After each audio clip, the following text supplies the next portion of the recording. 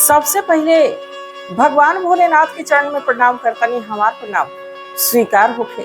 जगत जननी माँ गौरा के चरण में प्रणाम करतनी। हमार प्रणाम स्वीकार होखे। ये ब्रह्मांड का सगरो देवी देवता सबका चरण में प्रणाम करतनी। हमार प्रणाम स्वीकार होखे। नीलम दीदी हरिंदर भैया के चरण में प्रणाम करतनी। हमार प्रणाम स्वीकार होखे।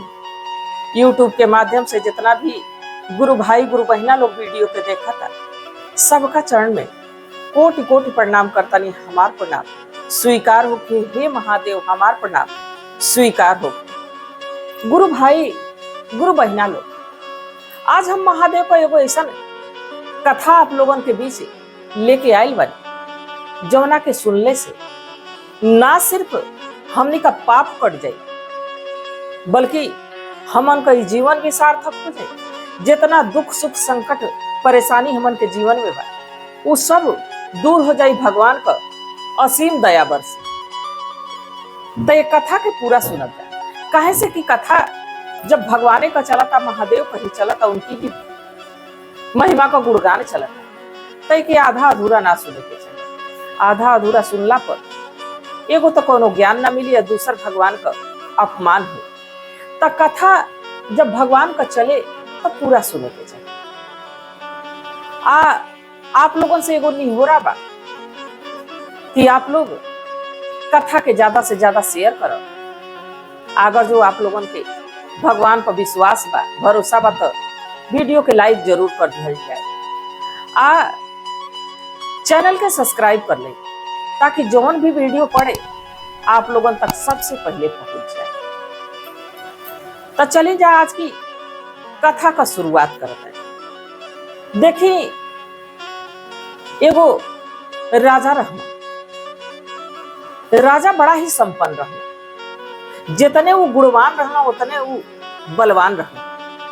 और जब वो देश का राजा रहना, तो धन दौलत का तो कमी रही ना, सब कुछ भरल पुरल रहे। बाकी उनके घर में एगो बहुत बड़ी कमी रहे, और वो कमी रहे कि जो राजा का एगो पत्नी रहली रानी, उनका कोनो संतान ना रहे। राजा ये बात से बड़ा दुखी रहा कि हमके भगवान का देहल सब कुछ मिलल बा, इतना सुंदर शरीर मिलल बा, धन दौलत अपार मिलल बा, एगो इतना सुंदर रानी मिलल बड़ी, बाकी हमारे बाद राजपाट के चलावे वाला, धन दौलत के भोगे वाला एगो संतान नहीं।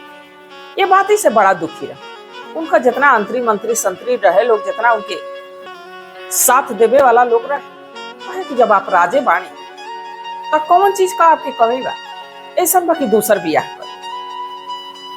कहेला आदमी कि एक के बात अगर जो रोज रोज के हो कहे तो मन में बस जाता। अब राजा से अक्सरे जितना उनका मंत्री संतरी रहे लोग ये बात कहे कि राजा दूसर बियाह करे, हो सके दूसरे रानी से कोनो संतान उत्पन्न हो जा। अब राजा के मन में ये बात बैठा, आ राजा अब दूसर बियाह करके रानी घर में ले आई। दूसरी रानी आ गई। जैसे पहली रानी के सम्मान मिले, वैसे अब छोटकियों रानी के सम्मान मिले, और दूसरकियों रानी के सम्मान मिले। धीरे धीरे कुछ साल बीत गए, बाकी वो रानी के बाल बच्चा ना हुए। अब फिर यह बात मंत्री संतरी लोग दोहरावे लगल, उनके राजा के नजदीकी जितना लोग रहना, ये बात दोहरावे लगल कि अब तीसर बियाह कर। अब राजा तीसर बियाह कर, उनहु से कोनो बाल बच्चा ना भइला, अब चौथ बियाह कर, यानी 4 गो बियाह कर। बाकी क्यों रानी के बाल बच्चा ना भइल। ये गुरु भाई ये गुरु बहना लोग, कहल जाला कि समय से पहले अब भाग्य से ज्यादा कबो कुछ मिलेला ना, बाकी भाग्य तब बदलेला जब भगवान पर विश्वास होला, भरोसा होला, तब फूटल भाग भी जाग जाला। ये गुरु भाई गुरु बहना। अब एजा राजा बड़ा दुखी था, और राजा रहला महादेव का भक्त, अब वैसने उनका छोटकी रानी भी अली, वो भगवान का भक्त है। अब दोनों जानी भगवान का भक्त रहे लोग, बाकी बाल बच्चा एको उन्हें लोगों का भैला ना। राजा साहब हमेशा उदास रहा। जब भी अपने काम काज से खाली होकर जाके उनकी राज महल में एगो भगवान का मंदिर रहे हो, जब बैठ के उदास होके भगवान से अपन शिकायत, अपन गुजारिश, अपन निहोरा करत रहे कि हे प्रभु, कौन हम गलती कैले बानी की हम संतानहीन बानी। एक दिन महादेव ही खुद एगो संत का रूप बनौनी, एगो साधु का रूप बनौनी, और राजा की दुआरी जाके भिक्षाम दही करे लगल। अब जब भी भिक्षा मांगे लगल, तनी जो छोटकी रानी बाड़ी वो तो भगवान की सेवा में लीन बाड़ी, बाकी 3 गो रानी जो रही वो सजले सवरले में लागल रही। अब वो जो रानी बड़की बाड़ी वो एगो पात्र में, एगो बर्तन में कुछ भिक्षा लिए लेके रहे। जब वो साधु बाबा की है गई तो साधु बाबा कहा कि हम तारा हाथ से भिक्षा ना ले सकी, तारा हाथ से हम भिक्षा ना ले सकी। रानी कहली कि एजा से केहू आवेला तो बिना कुछ लिहले जाला ना, खाली हाथ जाला ना, और आप कहता नहीं कि हम भिक्षा ना ले, जबकि आप भिक्षा मांगतो बानी। साधु बाबा कहला कि भिक्षा हम ले लेते, बाकी भिक्षा ऐसे ना ले कि तू संतानहीन बा, तू एगो बाजिन बड़ू, तोहरे कोख से केहू का जन्म नहीं थे। अब रानी के ये बात बड़ा लगा। अभी सूचना कहाँ पहुंचा, सीधे राजा तक पहुंचा। जब राजा तक ये बात पहुंचल कि उनके दरबार में एगो साधु आयल बना, रानी से भिक्षा लेवे से इनकार कर दिया, तब भागल दौड़ल हुआ। जब अला भिक्षा देवे जब गईला तो साधु बाबा कहा कि राजा, हम आपहू से भिक्षा ना ले सके, ऐसे कि आपके कुल के चलावे वाला केहू, आपको उत्तराधिकारी नहीं थे, आपको केहू संतान नहीं थे, आप निर्वंशी बने। हम एगो गरीब का, एगो दलित का तो हम भिक्षा ले सकी ना, बाकी निर्वंशी का हम भिक्षा कबो ले ना सके। अब यह बात कह के साधु बाबा जैसे चल गई। बात का कष्ट राजा साहब के बड़ा भई, बड़ा अपार पीड़ा भई। देखी ये बाज और बाजिन वाला शब्द जौन हो, अगर जो केहू के कह दे जकर संतान नहीं तो के त्रिलोक नजर आ जाए। ऐसे कि वो चीज ऐसा है कि केहू के पूरा ना कर सकेला। अब राजा बड़ा दुखी भइल। जब दुखी भइला तो भगवान भोलेनाथ की मंदिर में जाके प्रार्थना करने लगा। यानी जो छोटकी रानी बड़ी वो पहले से ही भगवान की सेवा में लगल बड़ी, उनका आराधना कर रही बड़ी। अब जब राजा का ये रूप देखना, इतना उनके परेशान भगवान भोलेनाथ देखला, आखिरकार वो तो राजा भगवान का भक्त रहबे कई। जब भगवान की खातिर के अब एकदम परेशान हो गई, राजा एकदम रोता ना, कहता ना कि हे प्रभु, हम तो कबो केहू भूखा दुखा के ना छोड़नी, कबो केहू ऐसा गरीब दुखिया के ना धन दौलत दिहले बिना छोड़नी, हर केहू के खोज खोज के हम दान पुण्य करी ना, बाकी कौन करम कैसन सजा मिलल बाकी हम निर्वंशी बानी। अब महादेव के अपने भक्त कई रोवल देख ना गई। देखी कोई जा जौन राजा बना, महादेव से कहता ना कि हे महादेव, जंजाल नीक बाबा की कंगाल नहीं थे नीक, हमार बाल बच्चा रहता, हमार ढेर सारा जंजाल रहता, हमार परिवार रहता, हम वही में बिजी रहती, बाकी है कंगाल। ये जीवन में हमारी कंगाली ऐसे, बाकी सब कुछ रहते हुए हम कंगाल बने। हमारे पास धन तो बाबा के केहू के देता नहीं तो फलदायी नहीं थे, ऐसे कि हमारा संतान नहीं। राजा कहता नहीं, रोता नहीं। अब भगवान भोलेनाथ फिर से एगो साधु का रूप बनौनी, आ पड़नी अब राजा साहब की लग गई। राजा साहब से कहनी कि काहे इतना उदास बड़ा, काहे मंदिर में बैठल बड़ा, हम तो सुनी ना कि तू बहुत बड़ा राजा हुआ, बड़ा विद्वान हुआ, बड़ा महान हुआ। राजा कहला कि साधु बाबा, हम महान तो नहीं थे, अब विद्वान नहीं थे। विद्वान अगर जो हम रहती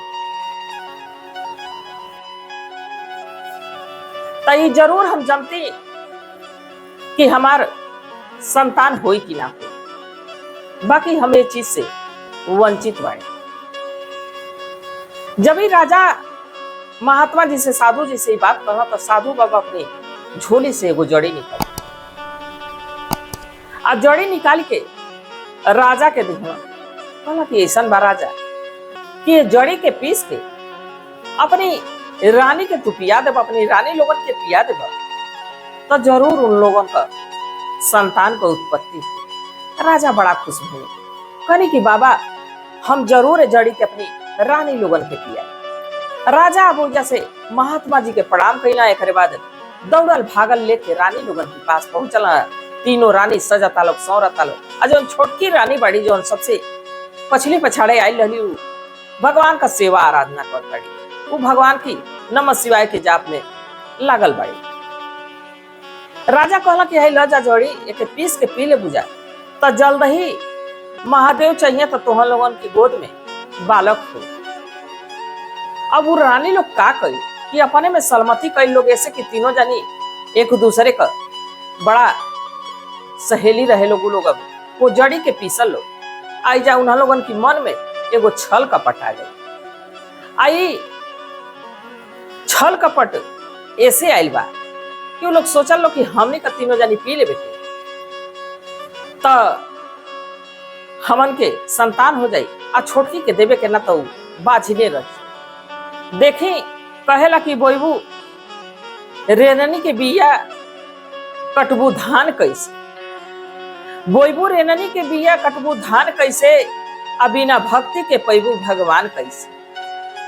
अब एजा एक आदमी भक्ति में लागल बा, तीन आदमी सजले सवरले में लागल बा। अब जड़ी के रगड़ रगड़ के पीसल लो, आ जड़ी पीस के तीनों जानी बाट के पी घल। तौले छोटकी रानी आ पड़ली। राजा उनसे कहला कि तुम जड़िया में से पी ली। अब वो कहली कि दीदी हमऊ के जड़िया दे जा ताकि हमऊ पी ले। तो लोग कहल कि तू तो पता ना कहाँ रहलू, हमनी के सोचन या कि देरी रख देवे के का जाने फायदा करी कि ना करी, हमनी का तो पी के खत्म कर दी। अब छोटकी रानी तो तनी सा उदास भइली, बाकी उनका ध्यान उस सील पर गई जहाँ वो जड़ी पिसाइल रहे। गईली ओके पानी लगा के धो लिया, धो के एगो कटोरी में लेके पी गई। आए गुरु भाई एक गुरु बहना लोग, जब छोटकी रानी वो जड़ी के पियले बड़ी, तब कुछ ही दिन के बाद उनके महसूस होके लगा कि वो कहीं गर्भवती तो नहीं कि उनका पैर भारी तो नहीं। अब उनके उल्टी पलटी होके लगल, उनके शरीर में अब बदलाव होके लगा। राजा से कहली कि देखी जी हम तो लगता कि गर्भवती बानी। राजा तो खुश भइना, बाकी जैसे ही तीन गो रानी के कान में ये आवाज गइल बा, ये बात गइल बा कि छोटकी रानी गर्भवती बाड़ी। अब तीनों रानी रोधना पसारल लो, कहलो कि जड़ी तो हमनी का पिए नहीं जाता, हमनी का गर्भवती नहीं की जाए, तो जड़िए ना पियली तो गर्भवती कैसे हो गई। ये जरूर राजा का बच्चा नहीं खे, जरूर केहू दूसरा का बा। अब जब ये बात राजा सुनल तो देखल जा, बढ़िया बात जल्दी हमें घुसेला ना, बाकी खराब बात बहुत जल्दी हमें घुस जाला। अब राजा जब ये बात सुनले बना तो तुरंत रानी की लगे गई बड़ा, छोटकी रानी को बार पकड़ ले बड़ा, उनका झोटा पकड़ ले बड़ा, और उनके घिसिरावत दरबार से अपनी राजमहल से बाहर निकलना, कहना कि तू देश निकल जा। एजाब पलट के तकी हम गुरु भाई गुरु बहना पेट में बच्चा लिहले रानी बन के निकल गई बड़ी। अब जब जंगल में निकलल बड़ी तो उनके तो अपनी प्राण का मोह ना रहे, पर कोख में जौन बालक पलत रहे ओकर बड़ा मोह रहे। कहली कि हम तो अपन जान कहीं कुइया तालाब में त्याग देती, बाकी जौन बालक हमारी पेट में पलता, अगर जो हम अपन प्राण त्याग दे तो वो जन्म लिहले से पहले, दुनिया के देखले से पहले मर जाए। अब रानी यह सोच के अपनी बच्चा के लेके वो जंगल में निकलल बड़ी, आ एगो पेड़ के यहाँ जाके वो रोवत आ रो रो ये कहताड़ी कि हे महादेव, हे भगवान भोलेनाथ, अब आप ही हमारी बच्चा का सहारा है। काहे से कि हमारे पास तो इतनी शक्ति नहीं थे, इतने सामर्थ्य नहीं थे कि हम एके कुछ खाएं ताकि एके मिले, हम एके कैसे पालब पोसब, ये हमारा समझ में नहीं थे आवत। हे गुरुदेव, हे महादेव, अब एकर इंतजाम आप ही करें। इस सारा बात वही पेड़ पर एगो बंदरिया बैठल है, वो सुनती। जब बंदरिया सुन ले बिया तो देखी भगवान स्वयं ना आवेला, बाकी केहू ना केहू के सहारा जरूर बना देना। अपने भक्तन के दुख सुख में कबू वो अकेले ना छोड़े। आप ही आजमा के देख ले भी अपनी जिंदगी में, अपने जीवन में जरूर, अगर जो आप महादेव से सच्चा प्रेम करत हुई, महादेव के सच्चा गुरु बनौले हुई, तो जहां आप संकट में पड़ब जरूर केहू ना केहू आपका मदद करे चलिए। गुरु भाई गुरु बहना लोग एकदम एक आजमा के देख लीजिए। अब एजा जो रानी बाड़ी, तू जब रो ताड़ी वो बंदरिया सुन ले लिया, तो बंदरिया पेड़ पर से कूदल बा, एगो गांव में गइल बा, केहू के घर में से रोटी चोरावे, केहू घर में से कुछ खाए पिए वाला सामान लेके भागे, पानी लेके आवे। अब रानी के ले के लगल खियावे, लगल पियावे, धीरे धीरे समय गुजरे लगल। रानी की लग में रहे, रानी का लागल सेवा करे। अब रानी का समय जब प्रसव पीड़ा होखे लगल चिघरे वो बंदरिया लगे बैठल बिया। और रानी एगो खूब सुंदर बालक के जन्म दिले बाई। रानी थोड़ी देर खातिर बेहोश हो गई, फिर बंदरिया ले आई पानी उनकी मुंह पर छिड़कल। अब जब रानी अपने सामने देखा था कि बड़ा सुंदर बालक, तो सारा दुख दर्द, सारा परेशानी कि हम जंगल में बाड़ी, उनके राजमहल का खुशी वही पेड़ की लगे मिले लगल। गुरु भाई गुरु बहना आ लगली अपने बालक के पोसे पाले। समय गुजरे लगा, जौन बंदरिया रखे उ जब तनी लइकवा बड़ भई, तब ओके गईली बाजारी से, तो ओके बजावे खातिर के, ओके बजावे खातिर के एगो खजड़ी खरीद के लेके आई, एगो तुमड़ी खरीद के लेके आई, आ एगो बांस का बांसुरी खरीद के लेके आई। खजड़िया तुमड़िया रानी बजावा, बांसुरिया बंदरिया बजावे या गावे लो। अब यह बालक देख देख के धीरे धीरे बड़ा होत गई। और वो जब होश संभलना, उसे पहले ही से वो देखत रहना कि वो खजड़ी के तरह बाजेला, वो तुमड़ी के तरह बाजेला, वो बांसुरी के तरह बाजेला। अभी बड़ भैया तैयो बजावे लगा। अब बजावत बजावत जंगल में अब खेले लगा, जंगल में चल जा देरी देरी। एक दिन रानी कहली कि ए बाबू देख, पूरब जइहा, पश्चिम जइहा, उत्तर जइहा, बाकी दक्षिण मत जइहा, रोज रोज के बतिया समझा। एक दिन लड़कवा कहलस कि ए माई, तू रोज कहेलू कि दक्षिण दिशा मत जइहा, आखिर का बाकी बा? आखिर दक्षिण दिशा में ऐसा का बाकी तू हमके मने करे?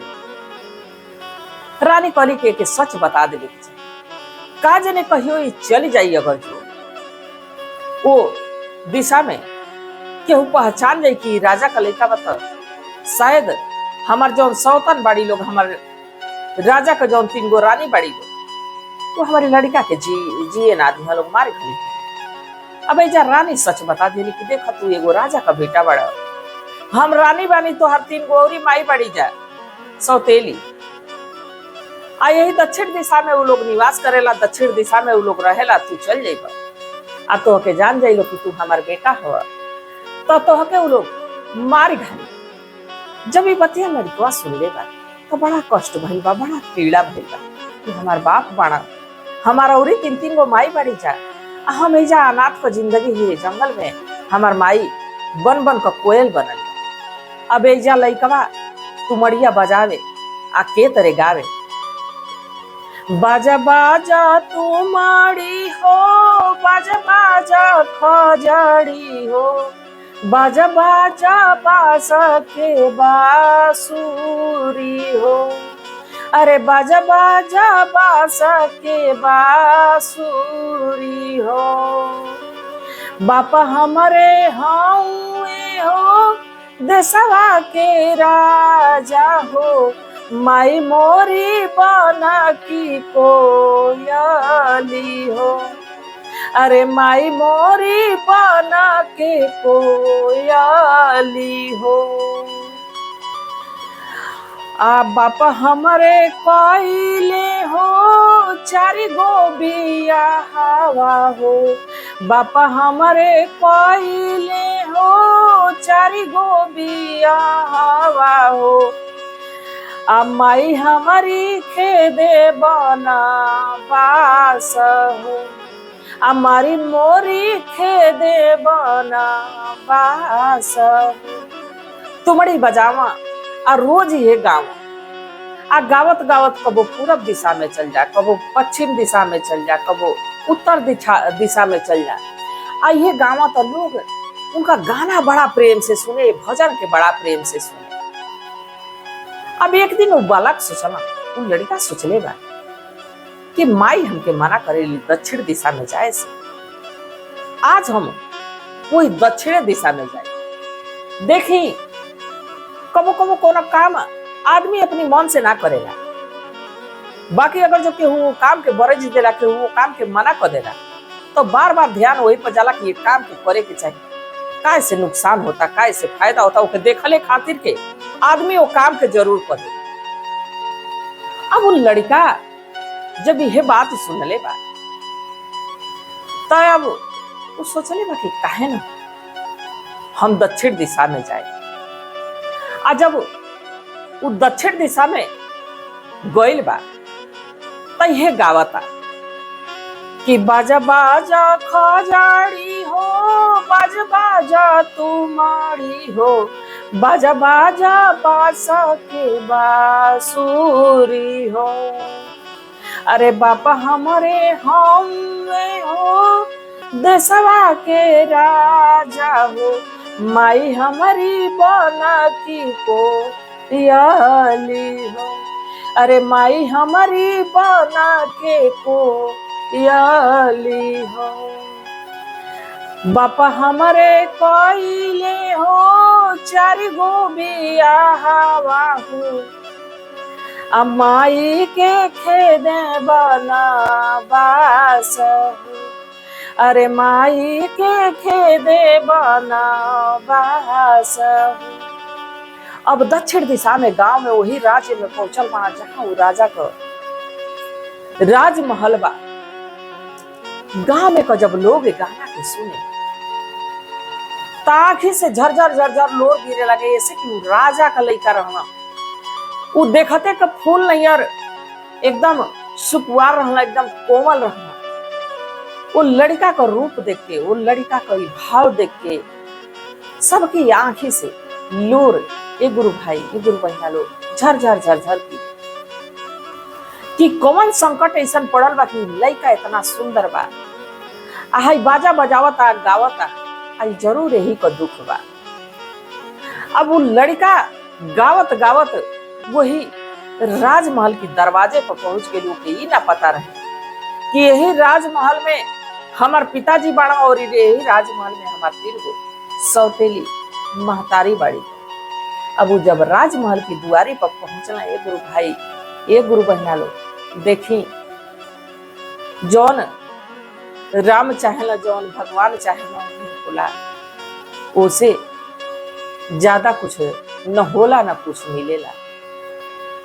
अभी जौन 3 जानी रानी बालों का आज तक उन संतानहीन बालों, काहे से कि उन लोगों का कर्म जौन रहे छल कपट वाला रहे, और जौन छोटकी रानी रहली उनका कर्म जौन रहे आपहु लोगन के पता बा कि महादेव का शिष्या रहे। धन त ना रहे, जन त ना रहे, पर एगो बालक के जन्म दिले रहे। उनके पास धन से भी बड़ा धन रहे।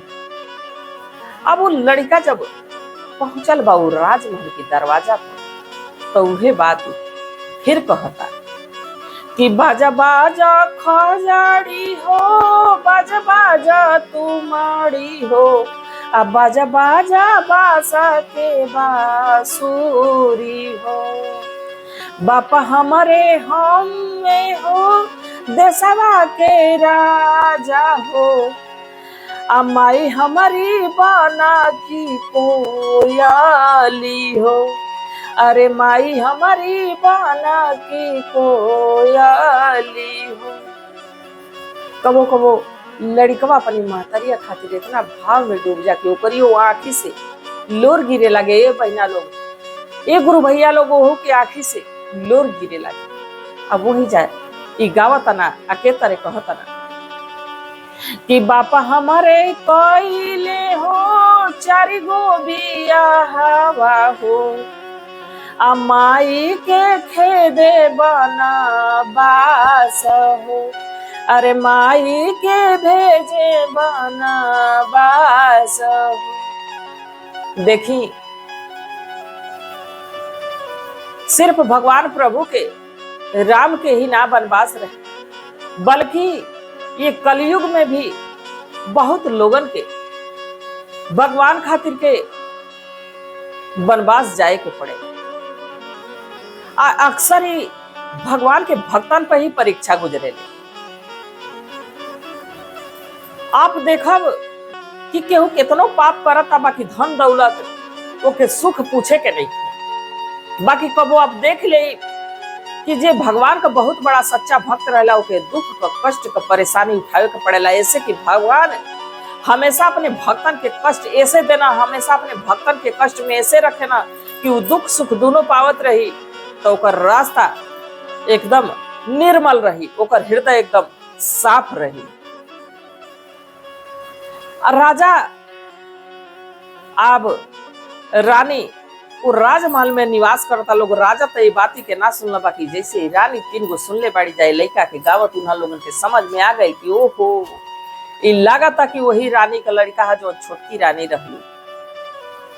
अब वो लड़का के दुआरी पर गई वालों का झपक के पकड़ ले वालों, पकड़ के ले जाके एगो काल कोठरी में डाल के ताला बंद कर देले वाले। जब ताला बंद कर देले वालों, तो लड़कवा कोई कोठरियों में ये बतिया कह कि बाजा बाजा तू माड़ी हो, बाजा बाजा खजड़ी हो, आ बाजा बाजा बास के बांसुरी हो, आ बापा हमरे हाउए हो, देशवा के राजा हो, माई हमारी बाना की कोयली हो, अरे माई हमारी बाना की कोयली हो, बापा हमारे कोयले हो, 4 गो बिया हवा हो, माई के खेदे बना बास हो।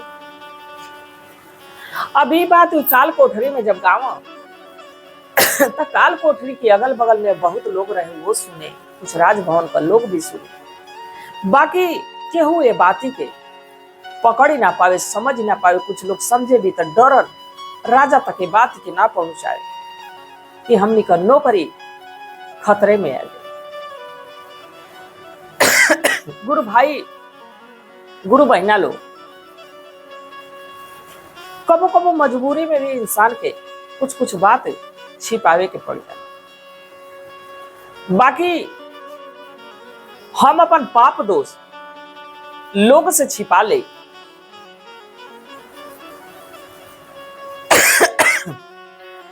बाकी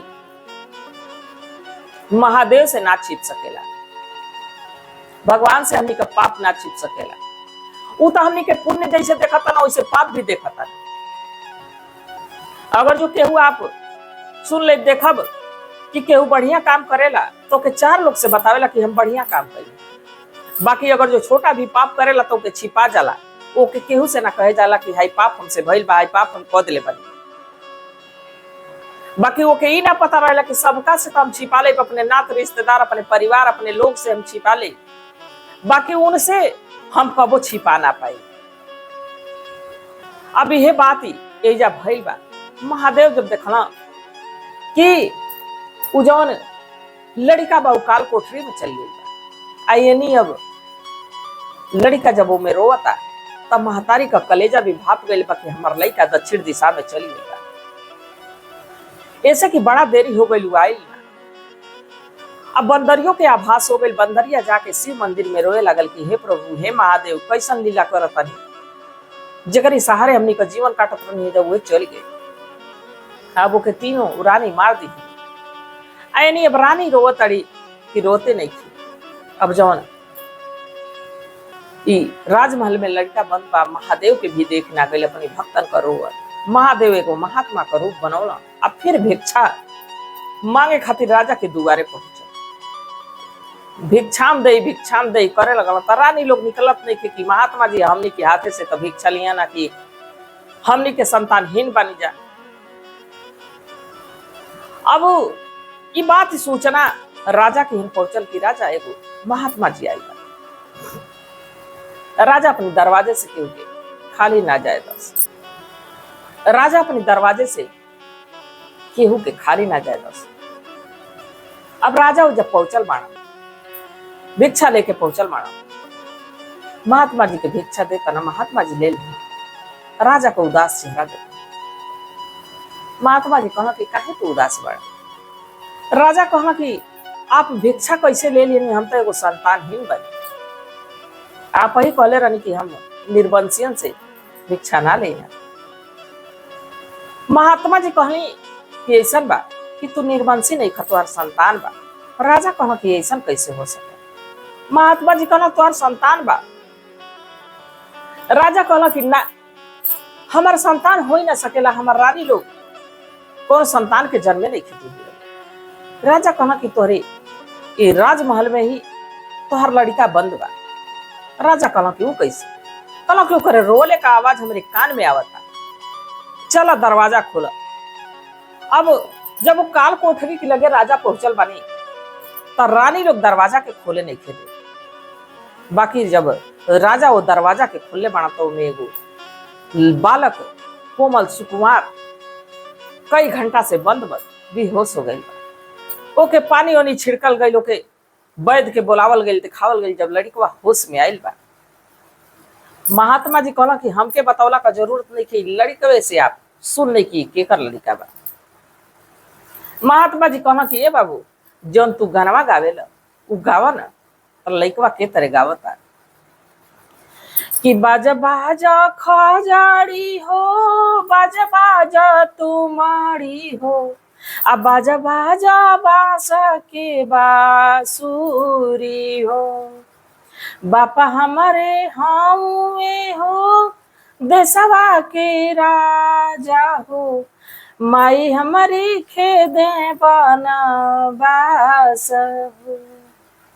बापा हमारे काइले हो, चारी गो बियाहवा हो, आ माई के खेदे बनवास हो। अब जब लड़का ई बात कहले बा त राजा वो लड़का के पकड़ के रोवे लगा। महात्मा जी से कहला कि हमसे बहुत बड़ी गलती हो गई बा, बहुत बड़ा पाप हो गई बा। अब वो लड़का के एगो रथ पर बैठे हाथी घोड़ा बाजा सहित वो जंगल में जाता रहा, जहां वो छोटकी रानी भिखारिन के रूप में पड़ल पड़ी। एगो बंदरिया उनकी बगल में बैठल है। रानी जब हाथी घोड़ा बाजा देखली, सगरी देखली सेना आवत डेरा गई कि जरूर हमारे लड़का के लोग मार घर ले बा, अब हम के मार घरी लोग। बाकी कहली हे महादेव, जब हमार लड़के दुनिया में नहीं खे तब हम रही के का करब, हम के मारी लोग तो हम मरिए जाए। बाकी जब राजा रानी की लगे पहुंचल माड़ा, रथ पर से लड़का के लेके उतरल माड़ा, रानी के सामने गई माड़ा। कहला रानी हमके माफ कर दा, हमके क्षमा कर दा, हमार गलती क्षमा योग्य तो नहीं खे। बाकी तू हमारी संतान के जन्म दिले बड़ी, हमारी कुल अधिकारी के जन्म दिले बड़ू। अब रानी के सम्मान हो जैसे राजमहल लेके आयल बाड़ा। देखल जा गुरु भाई गुरु बहिना लोग, केहू के छल कैला से, केहू के ना चहला से केहू का बुरा ना हो सकी। जब तक वो ना चाहिए तब तक केहू का बाल बाका केहू करे वाला नहीं थे। आज के भगवान पर आस्था बा, भगवान से स्नेह बा, भगवान से प्रेम बा, ओकर तो बाल बाका, ओकर तो एगो रोमा केहू ना टेढ़ कर पाई, जैसे कि छोटकी रानी का ना टेढ़ हुई। तो गुरु भाई गुरु बहिना लोग, ये कथा आप लोगन के कैसन लगल, ये कथा से का आप लोगन के प्रेरणा मिलल, ये कमेंट में जरूर बताई जाए। आ कहानी सुनला के बाद हर हर महादेव जरूर लिखल जाए। ऐसे कि महादेव का नाम लिखला से, बोलला से सारा दुख, सारा कष्ट, सारा परेशानी दूर हो जाना। हमहू महादेव से यह प्रार्थना करीना, यह निहोरा करीना कि हे महादेव, हे शिव गुरु, जितना भी हमारे गुरु भाई गुरु बहन बनो, सब पर अपन दया दृष्टि बरसाई, सब पर अपन कृपा बरसाई, ही कामना के साथ। हर हर महादेव।